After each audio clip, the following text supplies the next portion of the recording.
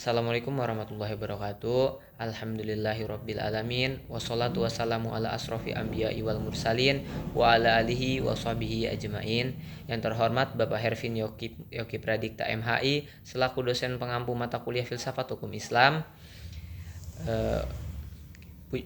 Marilah kita panjatkan puji serta syukur kita atas kehadirat Allah Subhanahu wa taala yang mana telah memberikan kita nikmat iman, nikmat Islam dan nikmat sehat sempurna sehingga kita masih bisa berkumpul di tempat ruang video kali ini.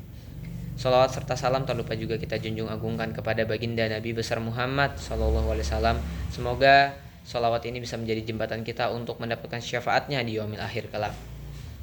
Izinkan saya memperkenalkan diri, nama saya Indra Arsimakin, merupakan mahasiswa Hukum Tata Negara semester 4 di kelas B. Di sini saya akan mempresentasikan terkait dengan sumber hukum Islam, di mana sumber hukum Islam ini terdapat berbagai sumber.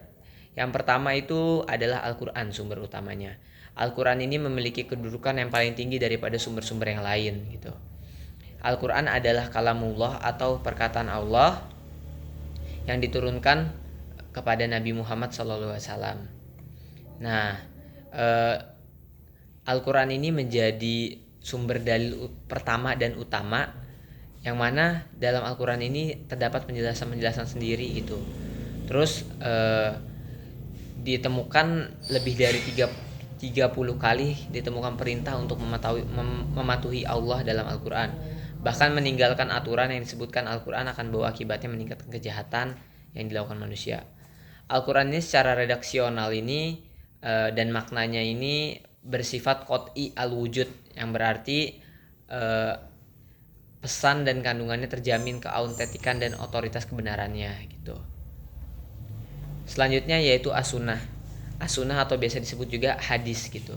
Hadis adalah qaulun, fi'lun, wa taqrirun, yaitu perkataan, perbuatan maupun ketetapan gitu. Yang mana itu tuh dilakukan oleh Nabi Muhammad SAW. Hadis ini menjadi kedudukan kedua setelah dari Al-Quran yang pertama tadi gitu. Hadis ini, dalam hadis itu terdapat berbagai kategori. Ada 4 kategori, yaitu yang pertama hadis sahih, hadis hasan, hadis doif, dan hadis maudhu gitu. Itu tingkatan-tingkatannya jadi yang paling terpercaya itu dari sahih sampai maudhu. Terus juga yang ketiga itu ada sumbernya dari akal dan proyeksi ijtihad gitu. Akal ini memiliki arti yaitu memerhatikan alam sekitarnya dengan otak, yang mana otak ini adalah organ tubuh dari akal. Berdasarkan perspektif Islam, peran akal ini dibagi menjadi 2. Yang pertama itu memahami nilai-nilai ajaran agama. Jadi setiap ada nilai ajaran agama itu dipahami oleh akal. Yang kedua itu akal ini bertugas untuk memilih dan menyeleksi doktrin agama gitu. Karena banyak sekali doktrin-doktrin yang masuk, sehingga akal ini harus merespon dan memilih gitu terkait hal-hal yang masuk ke dalam otak gitu. Nah, selanjutnya itu ada proyeksi ijtihad. Ijtihad ini menurut bahasa itu berarti usaha yang keras atau bersungguh-sungguh gitu. Sedangkan pengertian dari segi istilah, ijtihad adalah berusaha menetapkan hukum terhadap masalah yang belum ada ketetapan hukumnya dalam Al-Quran maupun hadis, yang dilakukan secara cermat dengan pikiran yang murni serta berpedoman pada aturan penetapan hukum yang benar gitu. Rujukan ijtihad itu seperti sumber-sumber yang tadi, yaitu Al-Quran maupun hadis. Nah, orang-orang yang berijtihad ini dinamakan mujtahid gitu. Ijtihad ini diterapkan dengan beberapa cara gitu.